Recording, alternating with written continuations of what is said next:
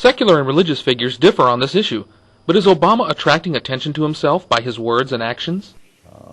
That we can create a modern international community that is respectful, that is secure, that is prosperous, that there are not tensions, inevitable tensions, between cultures, which I think is extraordinarily important. That's something that's very important to me. I've said before that one of the great strengths of the United States is, although as I mentioned, we have a very large Christian population, we do not consider ourselves a Christian nation or a Jewish nation or a Muslim nation. We consider ourselves a nation of citizens who are bound by ideals and a set of values. I think modern Turkey was founded with a similar set of principles. And yet, what we're seeing is, in both countries, that promise of a secular country that is respectful of religious freedom, respectful of rule of law, respectful of freedom, upholding these values and being willing to stand up for them in the international stage. If we are joined together in delivering that message, east and west, to the world, then I think that we can have an extraordinary impact. Obama's silver tongue does not constitute an honest one. Neither does religious rhetoric equal biblical Christianity. Given the increasing diversity of America's populations, the dangers of sectarianism are greater than ever. Whatever we once were, we are no longer a Christian nation, at least not just. We are also a Jewish nation, a Muslim nation, and a Buddhist nation, and a Hindu nation, and a nation of non-believers. And even if we did have only Christians in our midst, if we expelled every non-Christian from the United States of America, whose Christianity would we teach in the schools?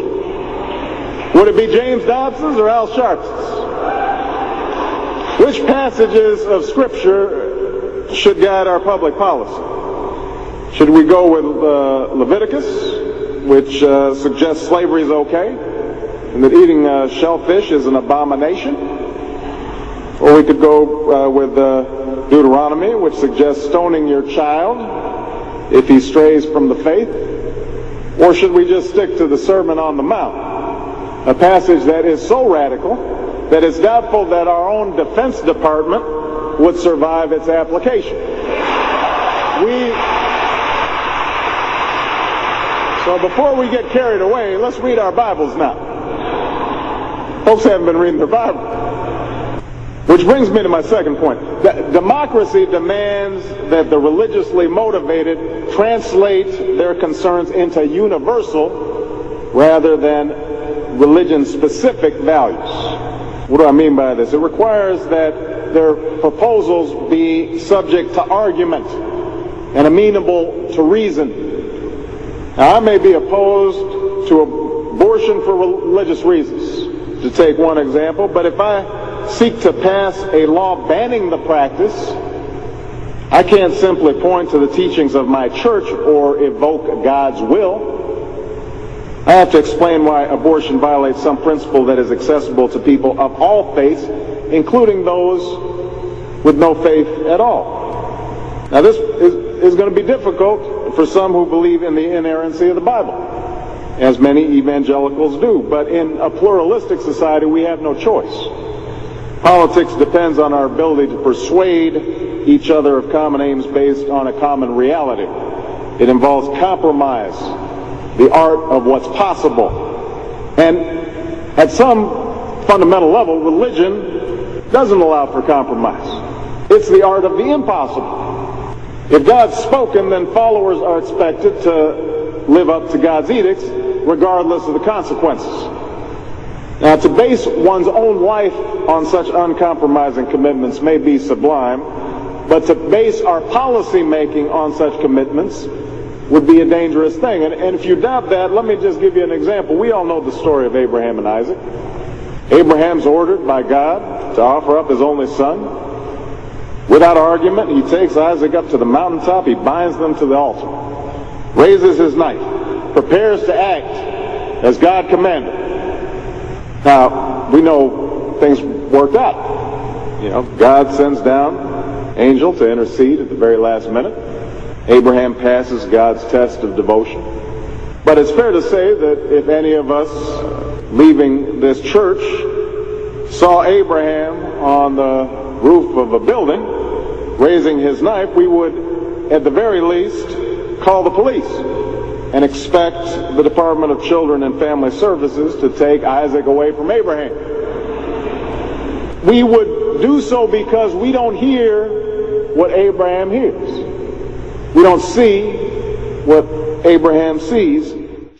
And so the best we can do is act in accordance with those things that we all see and that we all hear, be it common laws or basic reason. So we have some work to do here. But I am hopeful that we can bridge the gap that exists and overcome the prejudices that all of us to one degree or another bring to this debate. And I have faith that millions of believing Americans want that to happen.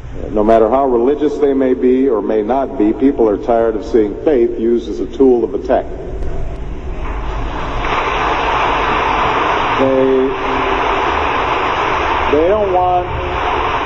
They don't want faith used to belittle or to divide, because in the end, that's not how they think about faith in their own lives. Former U.S. Ambassador to the UN and Republican candidate for president Alan Keyes ran against Obama for the Illinois U.S. Senate Obama is seat. a radical communist, and I think it's becoming clear. That's what I told people in Illinois, and now everybody realizes it's true. He's going to destroy this country, and we're either going to stop him, or the United States of America is going to cease to exist. Is there any, do you still hold regrets against not having long enough time to debate against President Obama? I don't have any regrets. I went into Illinois. People told me at the time I didn't stand much of a chance of winning. The idea was to bear a true witness. The man is an abomination. He is someone who has actually advocated infanticide, that when babies are the target of abortion, if they happen to escape the abortionist's intention and are born alive, he actually supported the idea that those babies should be set aside to die. That is a man with such a seared conscience, I can't even understand why anybody in their right mind would consider him worthy of political support. That's a violation of conscience that is inconceivable. And even some of the most hardline pro-abortion people in America rejected that abomination, and he did not.